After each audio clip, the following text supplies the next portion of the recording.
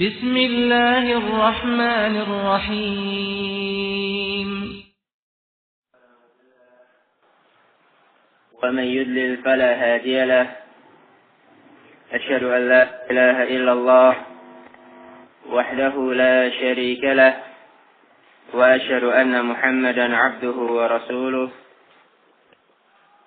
يا أيها الذين آمنوا اتقوا الله حق تقاته ولا تموتن إلا وأنتم مسلمون يا أيها الناس اتقوا ربكم الذي خلقكم من نفس واحدة وخلق منها زوجها وبث منهما رجالا كثيرا ونساء واتقوا الله الذي تساءلون به والأرحام إن الله كان عليكم رقيبا يا أيها الذين آمنوا اتقوا الله وقولوا قولا سديدا يصلح لكم أعمالكم ويغفر لكم ذنوبكم ومن يطع الله ورسوله فقد فاز فوزا عظيما أما بعد فإن أصدق الحديث كتاب الله وخير الهدي هدي محمد صلى الله عليه وعلى آله وسلم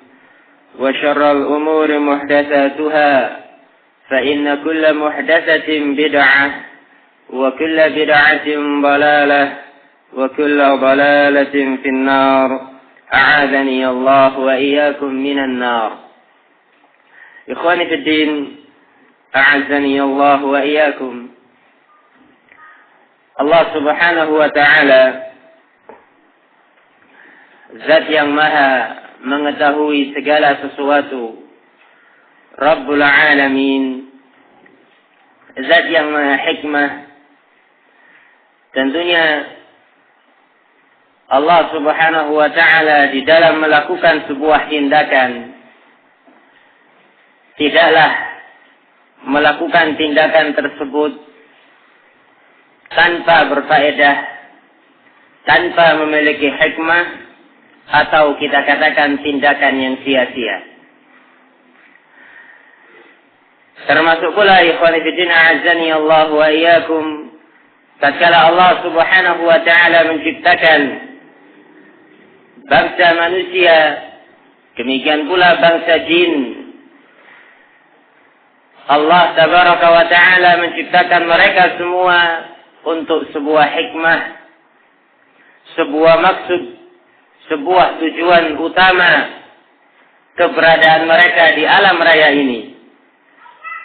Tentunya jawaban dari hikmah tersebut semuanya telah mengetahui, yaitu agar mereka seluruhnya hanya beribadah kepada Allah subhanahu wa ta'ala semata, tidak menyekutukan Allah subhanahu wa ta'ala dengan sesuatu apapun. Allah tabaraka wa ta'ala menyatakan dalam firman-Nya, "Wa ma khalaqtul jinna wal insa illa liya'budun." Dan tidaklah aku menciptakan bangsa jin dan bangsa manusia melainkan agar mereka hanya beribadah kepadaku. Dan diingat kaum muslimin a'azzani Allah wa iyyakum, tatkala Allah subhanahu wa ta'ala memerintahkan hambanya untuk beribadah, untuk mempersembahkan semua jenis peribadatan kepada Allah subhanahu wa ta'ala, ternyata di sana ada pihak yang tidak ridha, yang tidak rela dan tidak suka kalau ada dari kalangan Bani Adam, demikian pula bangsa jin yang beribadah hanya kepada Allah subhanahu wa ta'ala. Pihak tersebut ikhwani fiddin a'azzani Allah wa iyyakum tidak lain adalah iblis la'natullah alaih beserta bala tentaranya. Tatkala Allah subhanahu wa ta'ala menciptakan Adam alaihi salam selaku bapak manusia, Abul Bashar, setelah sempurna penciptaan umat manusia, setelah sempurna penciptaan Adam alaihi salam, Allah subhanahu wa ta'ala memerintahkan kepada para malaikat untuk sujud kepada Nabiullah Adam alaihi salam. Fasajadu. Ternyata seluruh malaikat tersebut sujud kepada Adam sebagai bentuk penghormatan kepada beliau dan dalam rangka melaksanakan perintah Allah Subhanahu wa taala. Illa iblis, kecuali iblis laknatullah alaih. Aba wastakbar. Iblis enggan dan sombong, tidak mau sujud kepada Adam alaihi salam. Maka Allah Subhanahu wa taala bertanya kepada iblis, "Ma mana'aka an tasjuda lima khalaqtu biyadai?" Wahai iblis laknatullah alaih, apa yang menghalangi engkau tidak mau sujud kepada makhluk yang telah aku ciptakan dengan dua tanganku?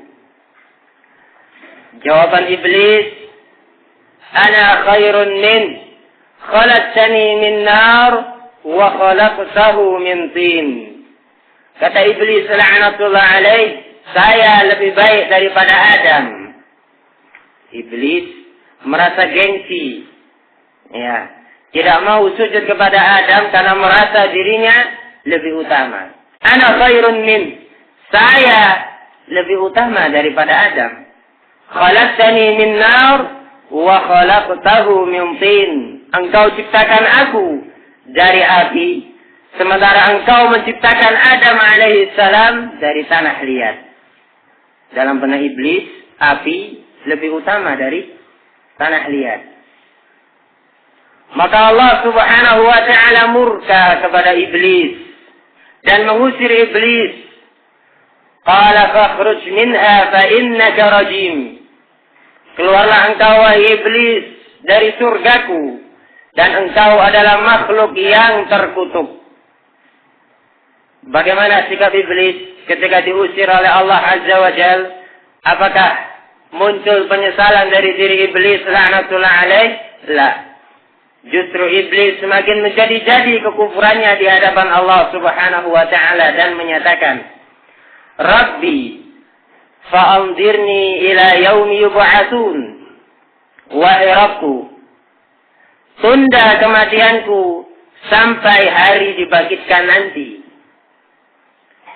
Kira-kira apa tujuan iblis meminta dispensasi kepada Allah Subhanahu wa taala ditunda kematiannya?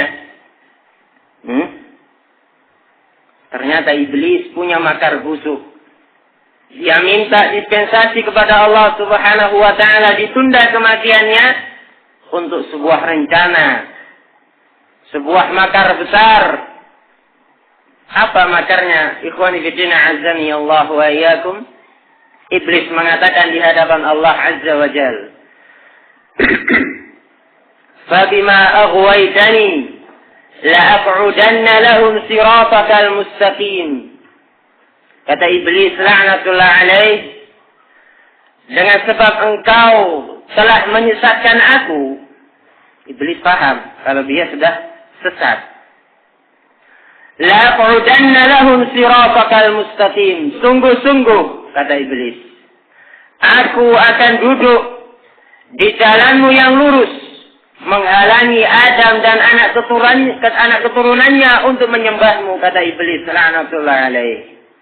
Kemudian iblis menyatakan jurus yang bakal dia gunakan untuk menghalang-halangi Bani Adam dari melaksanakan peribadatan kepada Allah Subhanahu wa taala, yang mana masing-masing Bani Adam harus mengetahui tipu daya iblis laknatullah alaih supaya terhindar dari tipu dayanya dan selamat dari kesesatan. Kata iblis selanjutnya, "Tsumma la'atiyannahum min baini aydihim." Dan sungguh-sungguh aku akan mendatangi mereka Bani Adam dari arah depan. Wa min khalfihim, dan aku akan datangi mereka dari arah belakang. Wa an aymanihim, dari arah sebelah kanan. Wa an syama'ilihim, juga dari arah sebelah kiri. Wa la tajidu aktsarahum syakirin. Dan engkau ya Allah, kata iblis, tidak bakal menjumpai kebanyakan Bani Adam mau bersyukur atas kenikmatan yang Engkau limpahkan kepada mereka. Apa maksud iblis mendatangi manusia dari arah depan, belakang, kanan, dan kiri? Ditafsirkan ikhwan fillah azani Allah wa iyyakum oleh Al-Imam Mujahid Ibnu Jabr Al-Makki rahimahullah ta'ala. Juga datang dari seorang imam Qatadah Ibnu Di'amah As-Sadusi rahimahumullah ta'ala. Juga datang dari sahabat yang mulia Abdullah Ibnu Abbas radhiyallahu ta'ala anhuma, bahwasanya maksud iblis laknatullah alaih mendatangi Bani Adam dari arah depan dalam bentuk tashkik umuril akhirah. Iblis membuat ragu tentang adanya hari akhir. Trik yang pertama yang dilakukan oleh iblis untuk menyesatkan Bani Adam, tashkik umuril akhirah. Iblis membuat ragu Bani Adam tentang adanya hari akhir dan perkara-perkara yang terkait dengannya. Tatkala seseorang berusaha melaksanakan ibadah kepada Allah Azza wa Jal, iblis datang dengan membawa waswas. Untuk apa engkau bersemangat dalam melaksanakan ibadah? Apa tujuanmu bercapek-capek untuk sholat 5 waktu? Harus rukuk, harus sujud, bangun lagi, rukuk lagi, sujud lagi, ya kan? Saya ingin mendapatkan pahala di sisi Allah Azza wa Jalla nanti di yaumul qiyamah. Iblis membisikkan, apakah kamu yakin ada hari akhir? Apakah kamu yakin nanti akan dibangkitkan? Apakah kamu yakin ada surga yang dijanjikan? Ya toh? Ya benar. Terkadang muncul was-was yang demikian. Mungkin nggak surga yang dijanjikan itu ada? Ya toh? Yang nggak pernah terlintas dalam pikiran Bani Adam, nggak pernah terdengar khabar tentang bentuknya surga, selain dari khabar yang datang dari Allah dan Rasulnya alaihi salatu wassalam, dibikin ragu oleh iblis laknatullah alaihi. Kalau hamba tadi, ikhwani fiddin azani Allah wa iyyakum, adalah hamba yang mukmin, muqin, hamba yang beriman dan yakin dengan janji Allah Azza wa Jal, dia akan tegar. Saya yakin. Ini waswas dari syaitan. Ya. Dia berlindung dari Allah Azza wa Jalla dari waswas tersebut. Sebaliknya, tatkala dia melaksanakan atau menerjang larangan, merasa takut, dibisiki oleh iblis laknatullah alaih. Kenapa kamu takut? Saya takut dengan azab Allah Azza wa Jalla. Kamu yakin tak kalau ada neraka? Yakin tak engkau kalau ada neraka? Yakin tak?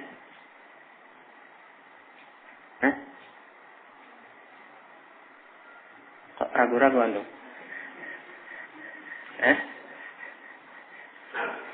Kok jawabannya ragu-ragu? Yakin? Yakin? Kok ragu-ragu gitu? Wah, terpengaruh antum ini. Yakin. Ya. Kalau hamba tadi mukmin, mutin, dia akan yakin ini waswas dari syaitan. Ya, waswas dari syaitan laknatullah alaih. Apakah berhenti sampai di situ? Nyerah iblis? Lah, masih ada jalan yang kedua. Dengan cara iblis mendatangi Bani Adam dari arah belakangnya.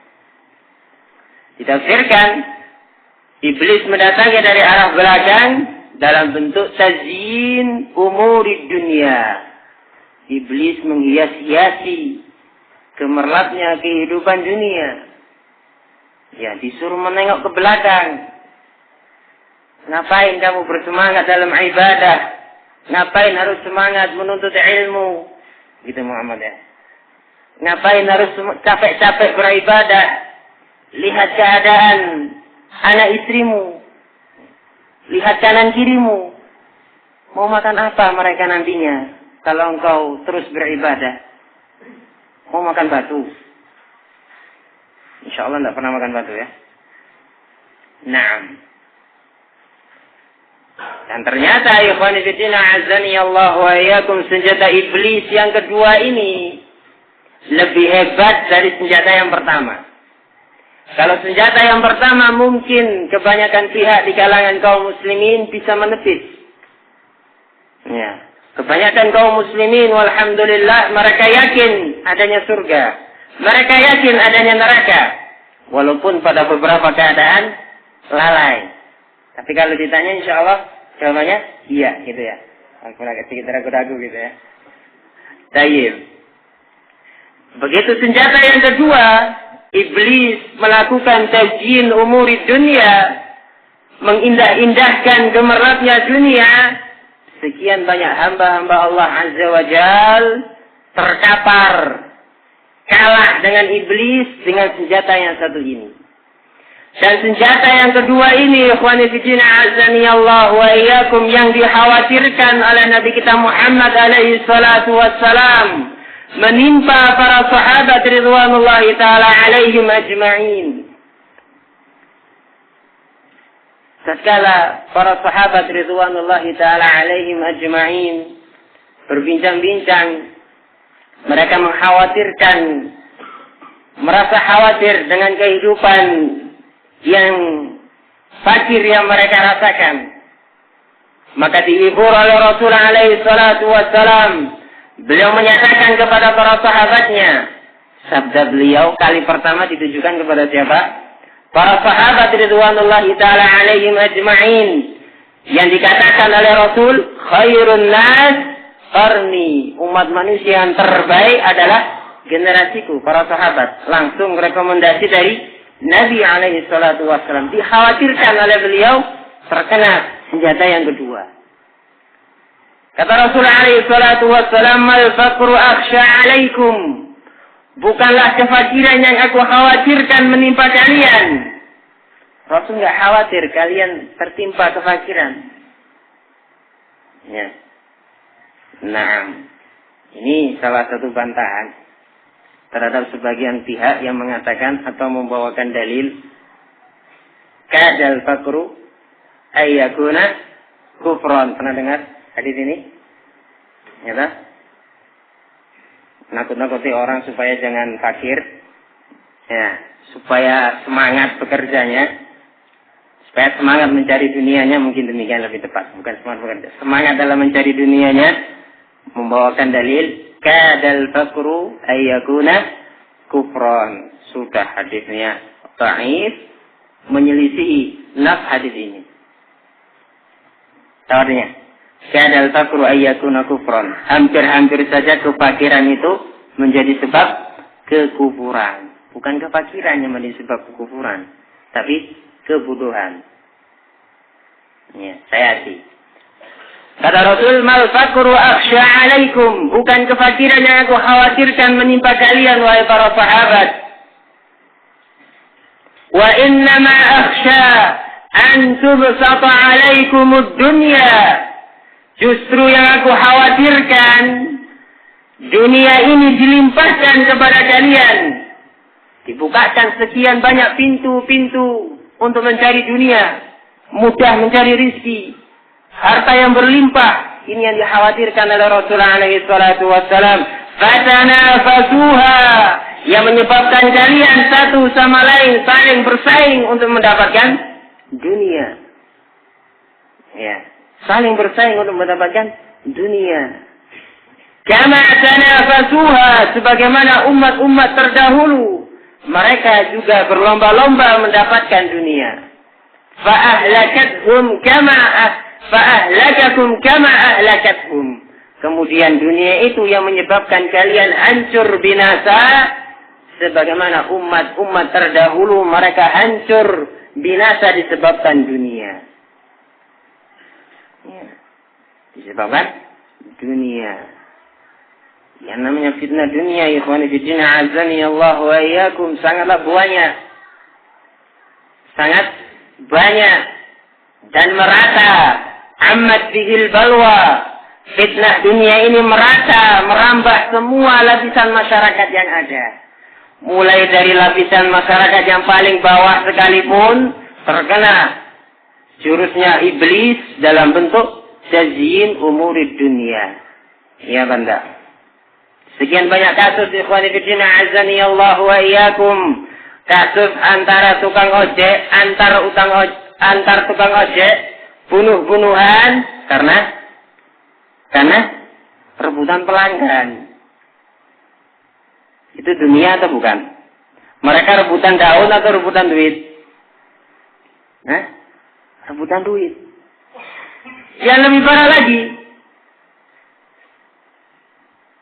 tengkar, ya, sampai pada tingkatan bunuh-bunuhan hanya semata-mata kembalian 500 perak. Itu dunia atau bukan? Dunia. Sedikit atau banyak? Banyak yang demikian. Ikhwan fillah azani Allah wa iyyakum. Bahkan merambah pada kalangan talabatul ilmi syar'i. Mereka-mereka yang menuntut ilmu agama Allah Azza wa Jal. Sekian banyak dari kalangan mereka yang terkapar, kalah dengan iblis. Menggunakan jurus yang satu ini. Pakai dunia. Ya, pakai dunia. Yang asalnya menuntut ilmu, ikhlas karena Allah Azza wa Jal, dibisik-bisiki sama syaitan. Dibisik-bisiki sama syaitan. Masya Allah, kamu ini orang yang rajin. Masya Allah, kamu ini orang yang paling top. Ya, semangat belajarnya supaya dikatakan alim. Itu dunia atau bukan? Dunia, al-jah, pangkat, kedudukan, pamor. Dunia. Termasuk bagian dari dunia. Itu merambah kalangan talabatul ilmi syar'i, orang-orang pilihan kena. Bahkan sampai pada tingkatan para ulama sekalipun kena dengan dunia. Ya, niatannya dibelokkan oleh iblis laknatullah alaih yang asalnya lurus, ikhlas untuk Allah Azza wa Jal, belok. Ya, belok yang asalnya dakwahnya Masya Allah ikhlas untuk Allah Azza wa Jal, belok akhirnya. Yang asalnya dakwah ila Allah Azza wa Jal berubah dakwah ila nafsih, dakwah ila hizbiyatih, dakwah ila muassasatih, dakwah ila ma'hadih, dan semisalnya. Iya benda. Banyak. Walaupun secara lisanul maqal nggak terucap, tapi secara lisanul hal nampak. Ya, nampak. Dan jangan dikira ikhwani fillah azani Allah wa iyyakum, niatan yang semacam ini tidak dinilai di sisi Allah Azza wa Jal, tidak dipertanggungjawabkan di sisi Allah Azza wa Jal. La. Justru niatan yang salah tersebut menyebabkan hamba tersebut binasa, bahkan diazab kali pertama di dalam neraka Allah Azza wa Jal. Disebutkan dalam hadis ikhwani fillah azani Allah wa iyyakum, diriwayatkan oleh Imam Al-Bukhari wal Imam Muslim, demikian pula diriwayatkan oleh Imam Abu Dawud wal Imam Ahmad wa ghairuhum dari sahabat Abu Hurairah radhiyallahu taala an. Juga datang dari sahabat Abdullah ibnu Mas'ud radhiyallahu taala an. Rasul alaihi salatu wasallam menyatakan salatun. Rasul menyatakan awwalu man tusa'aru bihimun nar salatun. Kelompok dari kalangan umat manusia yang kali pertama dinyalakan api neraka untuk menghadap mereka ada 3 golongan. 3 orang yang kali pertama dihadap oleh Allah Azza wa Jal. Di antaranya wa alimun wa rajulun ta'allama al-ilma wa 'allamahu. Golongan yang kedua adalah seseorang yang mempelajari ilmu. Ya, mempelajari ilmu. Wa 'allamahu, dan mengamalkan, mengajarkan ilmu tersebut. Mencakup talib, juga mencakup alim. Ya, yang duduk-duduk para peserta majelis ta'allamal ilm, menuntut ilmu, ya kan? Yang menyampaikan termasuk wa'allamahu. Tapi apa niatannya? Liyuqal alim, supaya dikatakan orang ini adalah orang yang alim, orang yang pinter. Ya, kalau tarafnya para penuntut ilmu supaya dikatakan orang yang rajin. Ya, Masya Allah, sengaja dia semangat taklimnya, wah ini ahli ibadah ini. Ya, untuk menggait calon mertua misalnya. Wah ini calon menantu yang Masya Allah nih, masuk dalam jajaran ini. Nah, ibadahnya rajin, sholatnya Masya Allah, taklimnya mempeng. Nah, tiap ada kajian ilmiah datang. Ya, walaupun harus jalan kaki misalkan, datang. Wah ini calon menantu yang cocok untuk diambil. Terus misalnya, itu niatannya salah. Maka kemudian dikatakan oleh Rasulullah alaihi salatu wassalam, dipaparkan kepada orang tersebut balasan-balasan bagi mereka yang menuntut ilmu dan mengajarkan ilmu. Faqala lahu azza wa jal, maka Allah azza wa jal bertanya kepada orang tersebut untuk mengetes. Fama amilta fiha, kata Allah azza wa jal, apa niatan engkau tatkala menuntut dan mengajarkan ilmu tersebut? Qala, laki-laki tadi dikarenakan pede, wah saya ini Masya Allah sudah menuntut ilmu, saya ini sudah mondok, saya sudah mengajarkan ilmu, dipaparkan oleh Allah azza wa jalla saat itu balasan-balasan bagi mereka yang menuntut dan mengajarkan ilmu. Wah saya orangnya ini pede, dia mengatakan, ta'allamtul ilma fika wa 'allamtuhu fika, aku mengajarkan ilmu, mempelajari ilmu hanya untukmu ya Allah, kata dia. Jangan dikira bebas. Allah azza wa jalla maha mengetahui. Kalau kita mungkin bisa lolos, ya, karena nggak tahu isi hati seorang hamba. Allah azza wa jalla nggak bisa ditipu. Allah subhanahu wa ta'ala mendustakan orang tersebut. Kadzabta, dusta pernyataanmu. Bal ta'allamta al-ilma wa 'allamtahu liyuqal 'alim wa qad qil. Justru engkau menimba ilmu dan mengajarkan ilmu tersebut supaya dikatakan sebagai orang yang alim, supaya dikatakan sebagai abid, supaya dikatakan sebagai qari dan semisalnya. Wa qad qil, dan tercapai tujuanmu. Tercapai, yang dia inginkan tercapai, betul-betul dikatakan sebagai alim. Ya, mungkin untuk yang kasus tadi betul-betul diambil jadi menantu, itu Muhammad ya. Nah, tercapai. Ya, tercapai. Apakah sampai di situ? Cuma didustakan sama Allah azza wa jalla demikian? La. Fa umira bih. Maka laki-laki tersebut diperintahkan oleh Allah azza wa jalla untuk diseret wa suhiba ala wajhihi fayulqa finnar. Maka dia pun diseret di atas wajahnya dan dilemparkan ke dalam kobaran api neraka wal'iyadzubillah.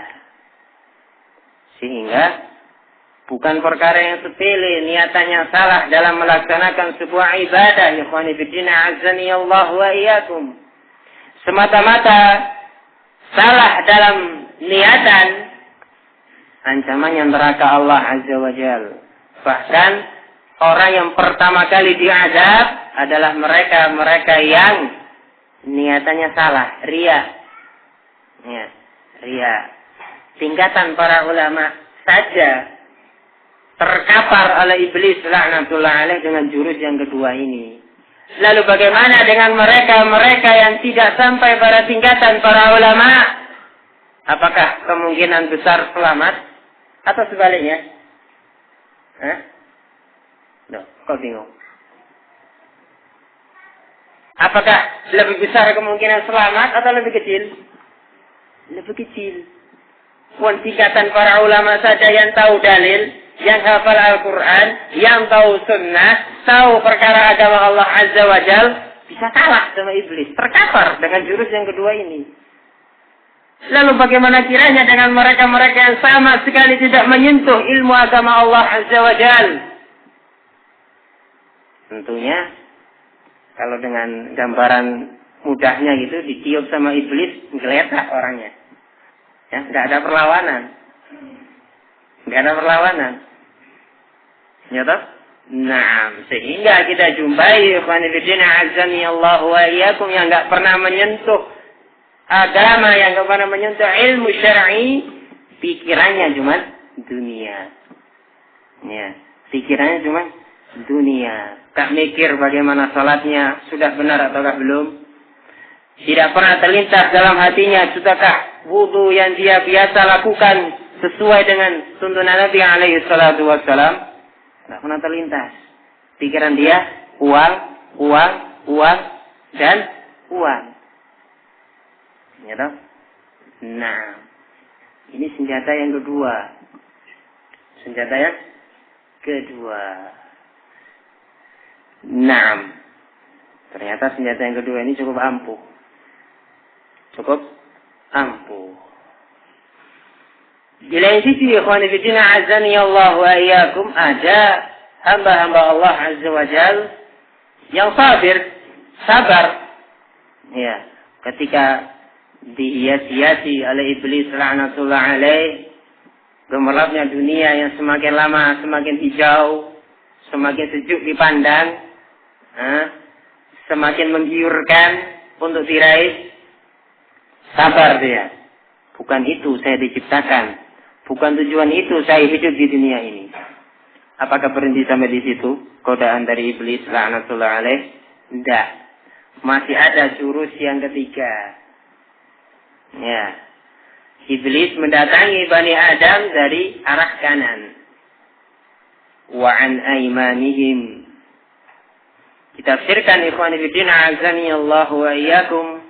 Iblis datang dari sebelah kanan dengan senjata yang namanya asyubuhat. Asyubuhat, kerancuan berpikir. Ya, penyimpangan-penyimpangan di dalam beragama. Lolos. Jurus yang pertama lolos, jurus yang kedua menang. Ya, dikasih jurus yang ketiga. Orangnya semangat beragama. Ya Allah, dikasih semangat. Tapi sama iblis dibelokkan jalannya. Ya kan? Semangat dalam beragama dibelokkan sama iblis laknatullah alaih dengan syubhat. Ya, syubhat. Dia tengok. Loh. Islam yang sebenarnya itu yang mana? Kok sekian banyak warna untuk agama Islam? Ya, yang hitam mengatakan Islam, yang hijau mengatakan Islam, yang biru mengatakan Islam, yang putih mengatakan Islam. Ya, yang kuning juga demikian, nggak mau kalah. Ya toh, bingung dia. Yang mana ini? Aywa. Saat itu tidak jarang ikhwan fillah azani Allah wa iyyakum dari kalangan hamba-hamba Allah yang lemah keilmuannya terkapar. Ya, terkapar, salah jalannya. Ya, ketika dia semangat, ternyata jatuh dalam dakwah yang keliru. Ya, ya semangat, ngajinya semangat, terlalu semangat, akhirnya ikut firqah, khawarij. Terlalu semangat ini, ya, terlalu semangat. Pokoknya kalau nggak sesuai dengan sunnah kafir. Wah, gawat ini. Terlalu semangat. Kebablasan semangatnya. Jatuh dalam jurusnya iblis dalam bentuk syubhat. Ada lagi yang terpengaruh dengan model-model mimpi. Ya, jadi taklimnya itu nggak ada qala Allah, qala Rasul, qala salaf, nggak ada. Isinya itu mimpi. Tadi malam saya bermimpi begini. Maka syariat yang ditetapkan ini, dan ini. Ya, nah. Ada lagi yang lebih parah lagi, ikhwan fillah, azani Allah wa iyyakum. Ya. Membawakan hadis langsung dari Allah Azza wa Jalla. Ada enggak? Ada. Ya. Bugulatus sufiyah lagi. Ya. Orang-orang ekstrim dari kalangan sufiyah, mereka punya hadis menurut pandangan mereka lebih tinggi. Sanadnya itu pendek sekali.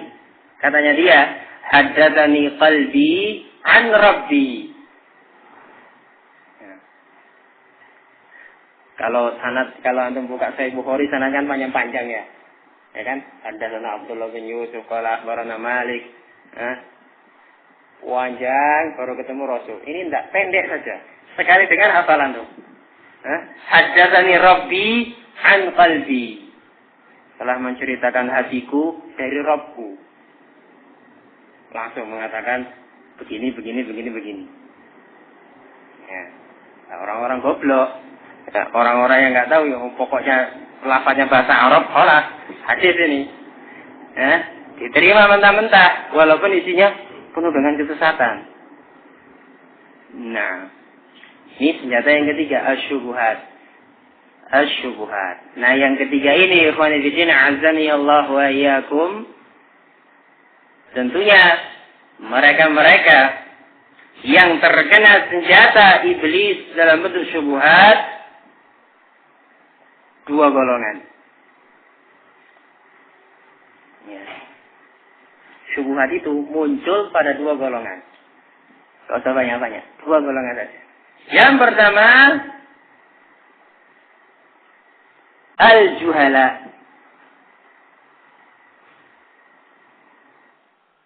Ya. Senjata yang ketiga ini, korbannya itu yang pertama al-juhala, orang-orang yang jahil, yang bodoh, yang nggak punya ilmu. Maksud ilmu di sini ilmu apa? Al-ilmu syar'i, ya kan? Nah, al-ilmu syar'i. Ini alat, pokoknya dengar lafaz dengan bahasa Arab, hadis, ya kan? Hadis. Ketika semangat untuk menuntut ilmu, ya, hati-hati dari kefakiran. Ya, lah kalau kamu sibuk mondok, ya, sibuk belajar nahwu, sibuk bahas sifatus saniyah, yang mana deh? Kamu nanti mau makan apa? Ya, membawakan dalil. Kadal fakru ayyakuna kufran. Hampir-hampir saja kefakiran itu menyebabkan seseorang kufur. Menyebabkan seseorang itu kufur. Yang membawakan realita. Sekarang antum lihat. Ya, mereka-mereka yang ada di pelosok sana. Miskin-miskin. Sangat mudah digait oleh misionaris. Cukup dengan 10.000 atau 20.000 ditambah dengan 5 bungkus hari ini, palas masuk Kristen. Ya apa enggak? Nah, kalau orang yang goblok, iya ya, betul juga katanya ini. Sudah pakai dalil, kadal fakru ayyakuna kufron. Ya, nyata lagi. Nyata? Nyata apa enggak nyata ini? Atau mengada-ngada? Loh, kok bingung? Mengada-ngada? Nyata, wajib. Ya kan? Wajib. Orang-orang yang kepepet, nggak punya fulus, ya toh? Itu fakir apa nggak fakir kata dia? Fakir apa nggak fakir? Fakir, iya fakir. Ya toh? Dikasih 1 kerdus hari ini, yang tadi 5 bungkus hari ini, yang ini 1 kerdus hari ini, masuk jadi pembantunya pendeta. Ya kan? Ya apa enggak? Wakil kan hadisnya kata dia. Ya apa enggak? Lu kok mantuk antum? Oh iya, betul juga ya. Termakan oleh syubhat. Padahal ya ikhwan fillah azani Allah wa iyyakum, hadis yang dibawakan dhaif. Tidak bisa dijadikan hujjah. Kemudian kenapa mereka orang-orang yang berada di pelosok sana, ya, rata-rata miskin, mudah digait oleh misionaris hanya dengan beberapa bungkus hari ini, Itu bukan karena kefakirannya, tapi karena kejahilannya terhadap ilmu agama Allah Azza wa Jalla. Sekarang kita lihat bagaimana para sahabat ridwanullahi ta'ala alaihim ajma'in.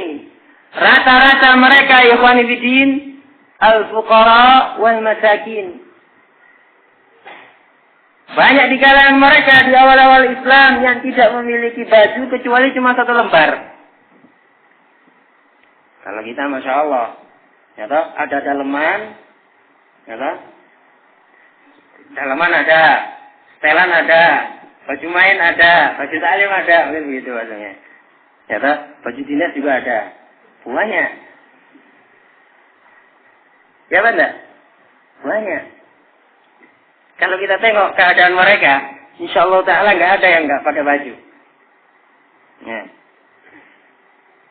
Masih kalah jauh dengan para sahabat ridwanullahi ta'ala alaihim ajma'in yang punya 1 lembar baju tok, sehelai baju tok.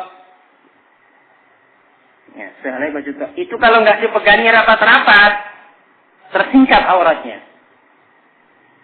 Sangat minim. Tapi apakah mereka mudah digait oleh misionaris? Tidak. Karena apa? Karena mereka memiliki ilmu yang dengan itu tumbuh keimanan yang sangat kuat dalam hati-hati mereka. Bahkan digambarkan ikhwani fillah azani Allah wa iyyakum, tatkala pasukan kaum muslimin menghancurkan gedung putih milik Persia. Ya, sekarang kita bicara sejarah.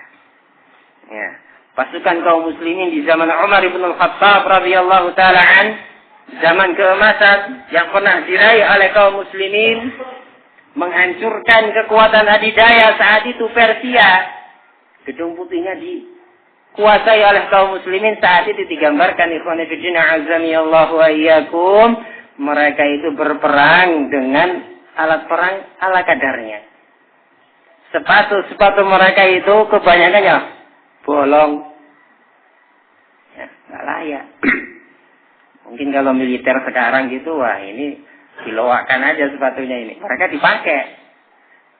Ya, dipakai ala kadarnya. Tapi Persia saat itu yang memiliki kekuatan militer yang sangat kuat, KO. Ya, bertekuk lutut di hadapan kaum muslimin. Di bawah pimpinannya siapa ini? Hasan Muhammad.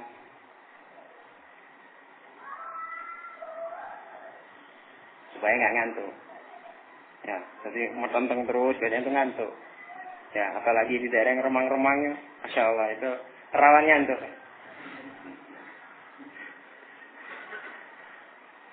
Pasukan siapa yang diutus oleh Umar menuju Persia?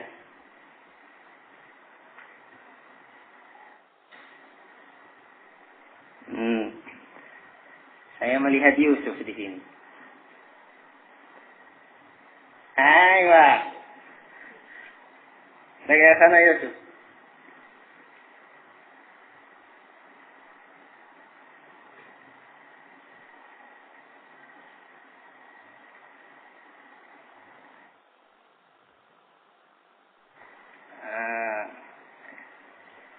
Agak sedikit tegar jadinya, tegang soalnya. Ya. Tidak guys. Allah. Lu pernah baca kisahnya? Waduh. Mana Hasan? Hasan. Fuad. Mana Fuad?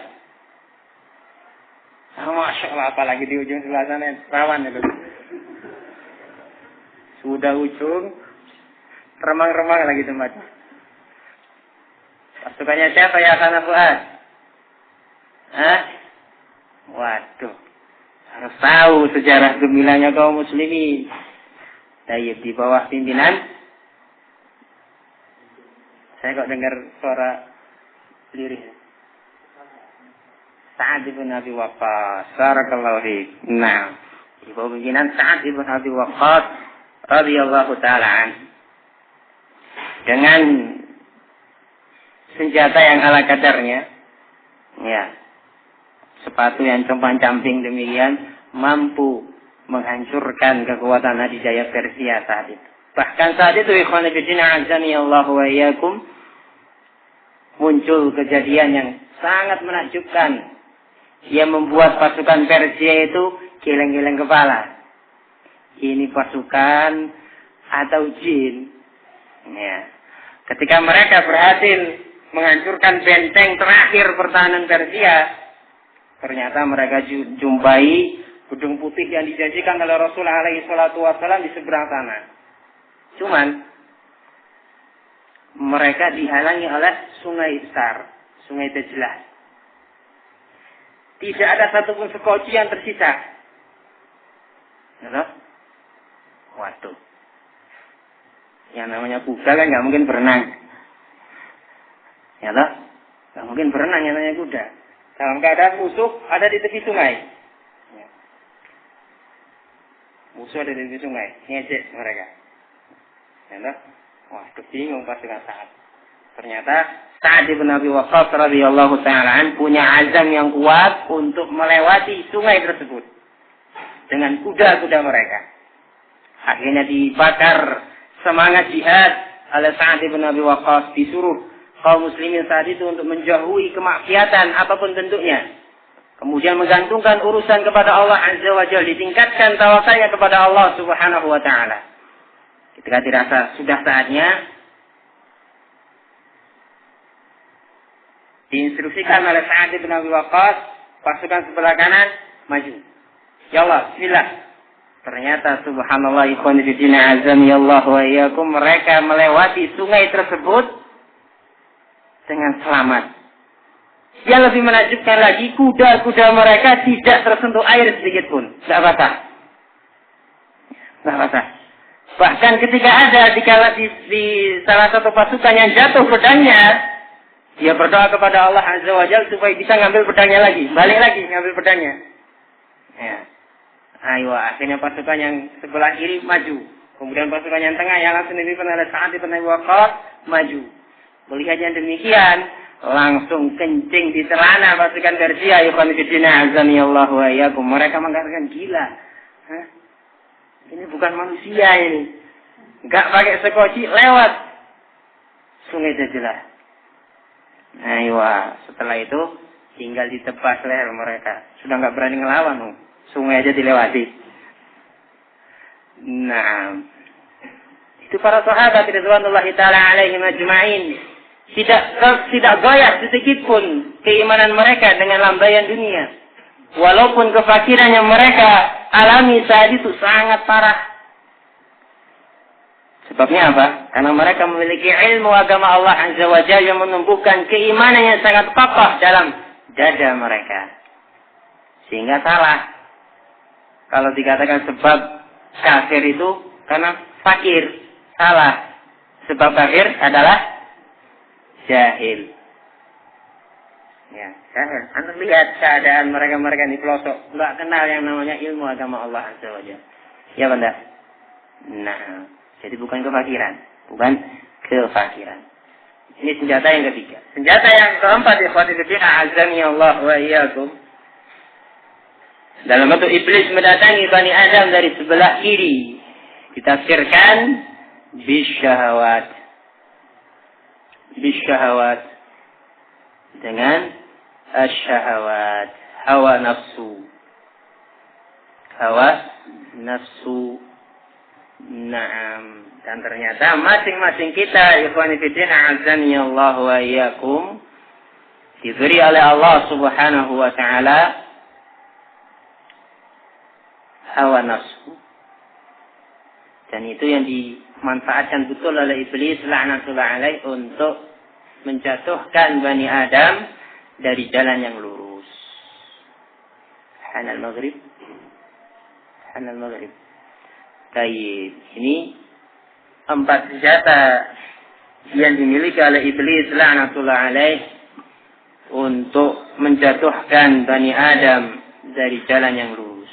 Tentunya ikhwan fillah azani Allah wa iyyakum, tidak ada jalan yang selamat, jalan untuk selamat dari tipu daya iblis laknatullah alaih yang datang dari arah depan, belakang, samping kanan, samping kiri, semua penjuru dikuasai, kecuali mereka-mereka yang diselamatkan oleh Allah tabaraka wa ta'ala, yang mendapatkan rahmat dari Allah azza wa jal. Dan solusi untuk selamat dari cengkeraman iblis laknatullah alaih adalah ar-ruju' ila Allah azza wa jal, kembali kepada Allah subhanahu wa ta'ala, kembali menuntut ilmu agama Allah azza wa jal, dengan terus memperhatikan keikhlasan di dalam mengamalkan setiap ibadah yang kita lakukan untuk Allah subhanahu wa ta'ala. Karena kan waktunya sudah mencukupi, maka kita cukupkan sampai di sini. Kurang lebihnya mohon maaf. Wallahu ta'ala a'lamu bis-shawab. Subhanakallahumma rabbana bihamdik, asyhadu an la ilaha illa anta, astaghfiruka wa atubu ilaik. Tafaddalu barakallahu fikum.